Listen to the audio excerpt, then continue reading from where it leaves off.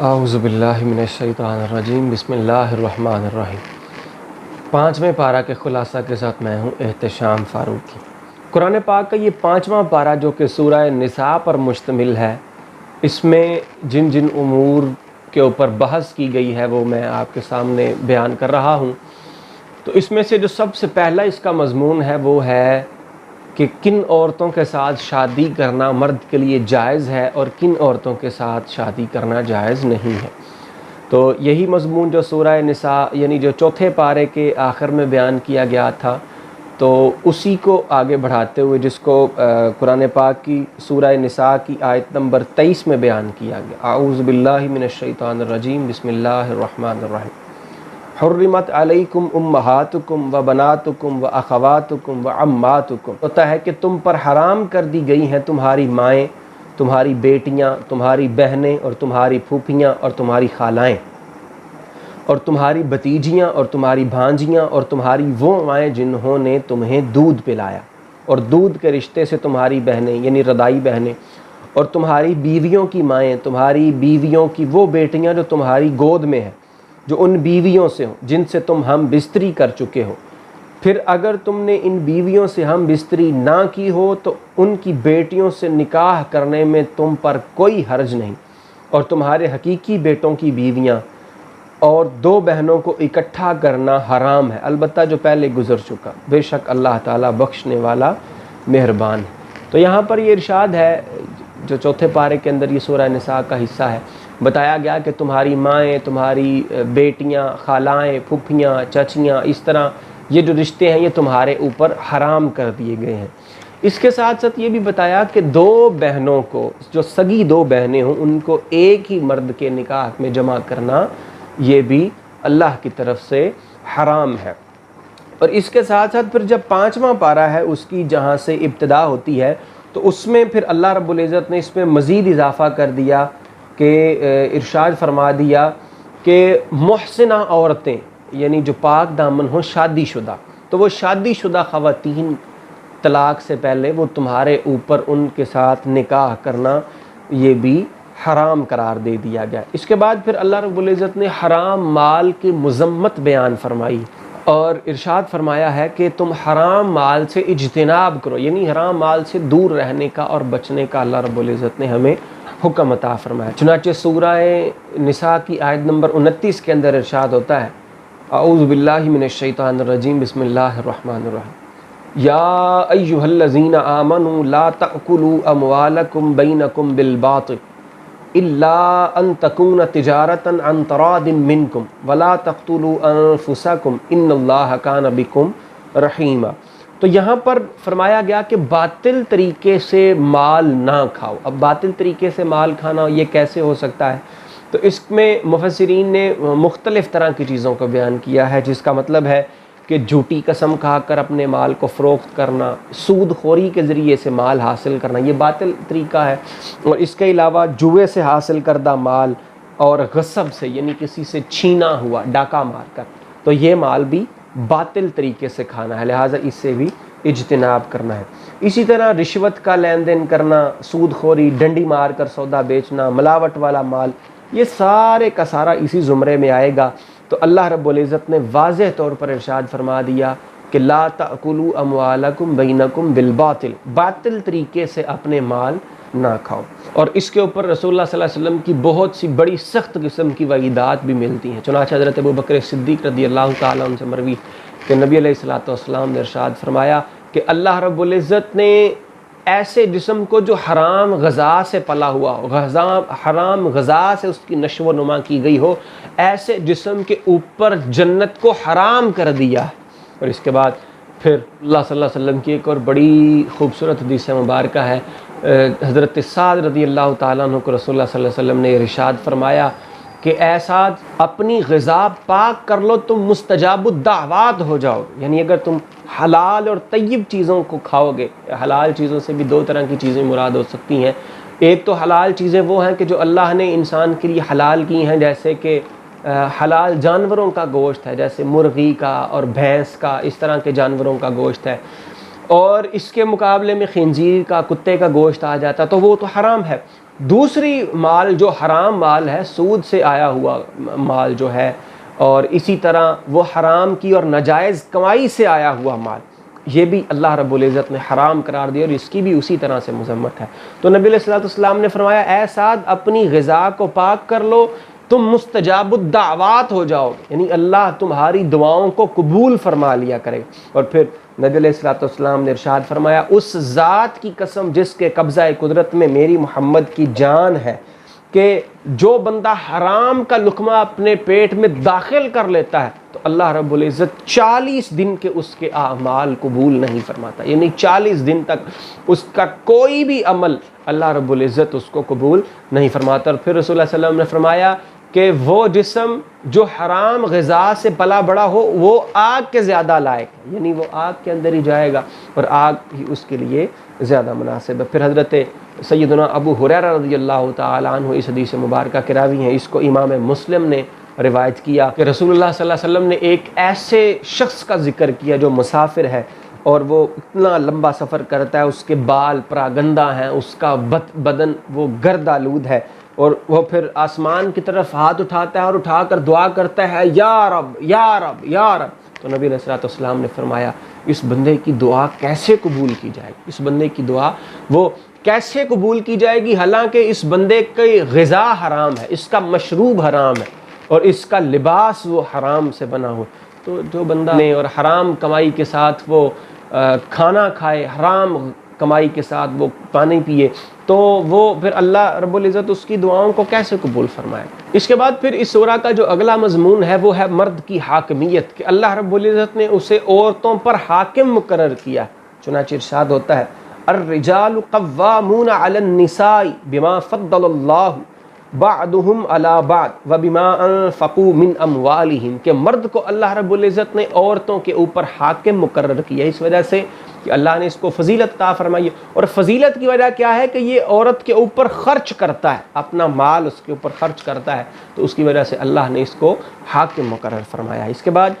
پھر اس سورہ مبارکہ کے اندر ہمیں جو ملتا ہے وہ بڑا خوبصورت اصول ملتا ہے کہ اگر کسی مرد کا اور عورت کا جھگڑا ہو جائے آپس میں، اور مرد کو اپنی بیوی کے اوپر فحاشی کا ڈر ہو کہ وہ کسی مرد کے ساتھ ناجائز تعلق رکھے ہوئے ہیں، تو اگر کوئی ایسی صورتحال پیش آ جائے تو قرآن نے اس کے جو ہے نا وہ بڑے خوبصورت اصول فرمائے۔ اس کا سے پہلا اصول ہے وہ فرمایا کہ فَعِظُوهُنَّ، ان عورتوں کو، مرد کو چاہیے کہ وہ اس عورت کو نصیحت کرے، اس کو سمجھائے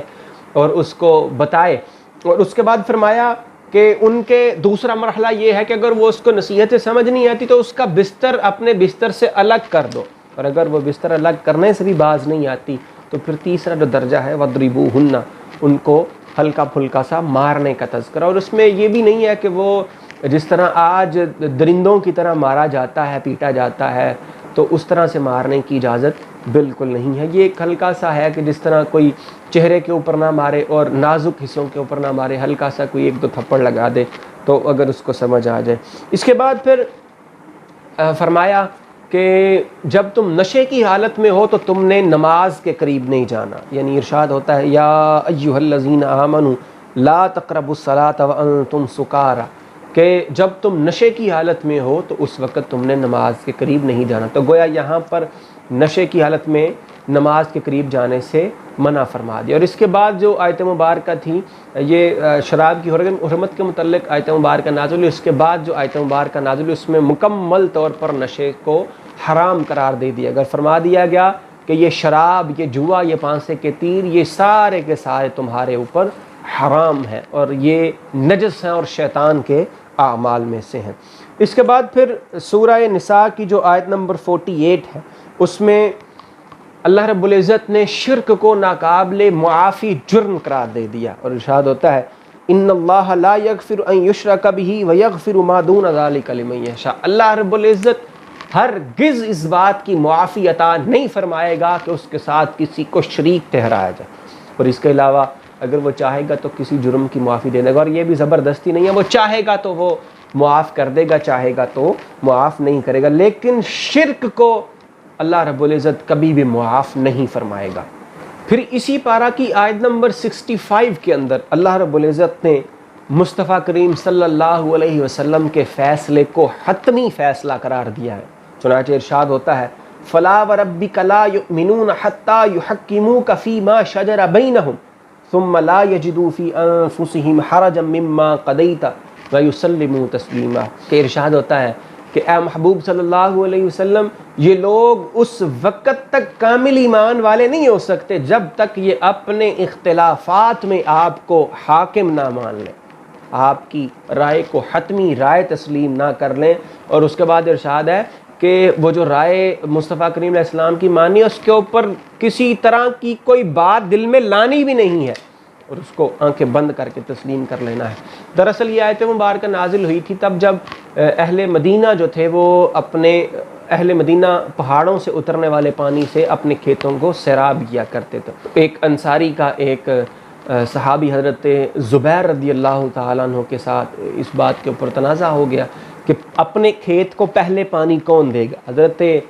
زبیر رضی اللہ تعالیٰ عنہ آپ نے فرمایا کہ میں اپنے کھیت کو پہلے پانی دوں گا، وہ انصاری کہنے لگا کہ میں اپنے کھیت کو پہلے پانی دوں گا۔ یہ معاملہ نبی علیہ الصلوۃ والسلام تک پہنچتا ہے تو آپ صلی اللہ علیہ وسلم حضرت زبیر کے حق میں فیصلہ فرما دیتے ہیں، اور حضرت زبیر کے حق میں جب فیصلہ آتا ہے تو وہ بندہ انصاری جو تھا وہ اس کے اوپر ناگواری کا اظہار کرتا ہے، اور وہ کہتا ہے کہ یہ حضرت زبیر جو ہیں، رسول اللہ کہتا ہے کہ چونکہ آپ کے پھوپھی ذات بائی ہے اس لیے آپ نے ان کے حق میں فیصلہ دے دیا۔ حالانکہ بات ایسے نہیں تھی کہ نبی علیہ الصلوۃ والسلام نے تو اس لیے فرمایا کیونکہ پہلے کھیت آتا تھا حضرت زبیر کا اور اس کے بعد اس انصاری کا کھیت آتا تھا، لیکن نبی علیہ السلام نے فرمایا تھا کہ تم پہلے اپنے کھیت کو پانی دے دو، اس کے بعد پانی اس کی طرف چھوڑ دینا اور اس کے ساتھ احسان کرنا۔ لیکن اس بندے کو اس بات کی سمجھ نہیں آئی تو نبی علیہ السلام نے فرمایا تم اپنے کھیت کو پانی دینے کے بعد پھر پانی روک لینا۔ تو اس کے اوپر پھر یہ آیت مبارکہ نازل ہوئی، فلا وربک لا یؤمنون حتی یحکموک، کہ نبی جب تک یہ آپ کو حاکم نہیں مان لیتے اپنے تنازع میں تب تک یہ مومن ہو ہی نہیں سکتے۔ اس کے بعد پھر اس پارے کے اندر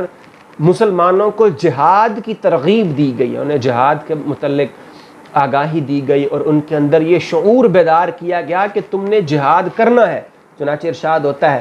فَلْيُقَاتِلْ فِي سَبِيلِ اللَّهِ الَّذِينَ يَشْرُونَ الْحَيَاةَ الدُّنْيَا بِالْآخِرَةِ، کہ وہ لوگ جو اپنی دنیا کی زندگی کو آخرت کے بدلے میں بیچ چکے ہیں، اللہ کے ساتھ سودا کر چکے ہیں، تو ان کو چاہیے کہ وہ اللہ کی راہ میں جہاد کریں۔ اور اس کے بعد پھر ارشاد باری ہوتا ہے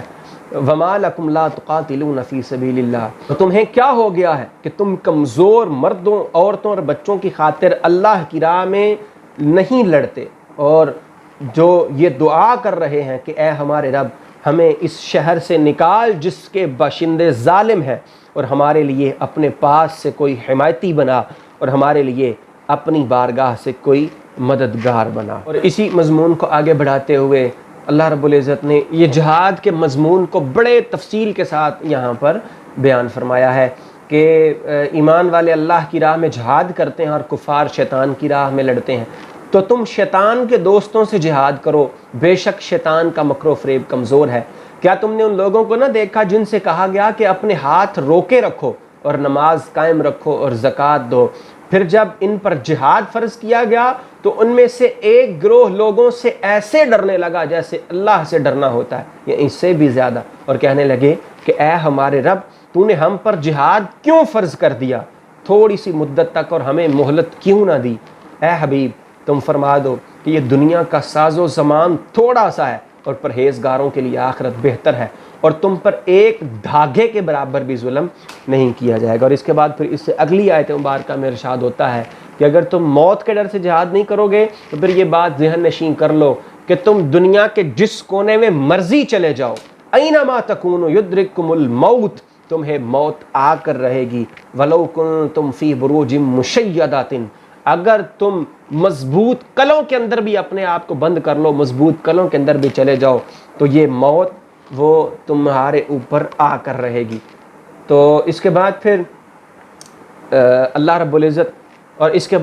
رب العزت نے قتل کی مذمت فرمائی ہے کہ کسی بھی مسلمان کو قتل کرنا وہ جائز نہیں ہے۔ تو یہ بھی مسئلہ ہے کہ کسی بھی مسلمان کا قتل وہ صرف 3 وجہ سے مباح قرار ہوتا ہے، اس کے علاوہ کسی صورت بھی کسی مسلمان کو قتل کرنا جائز نہیں ہے۔ نمبر 1 کہ کوئی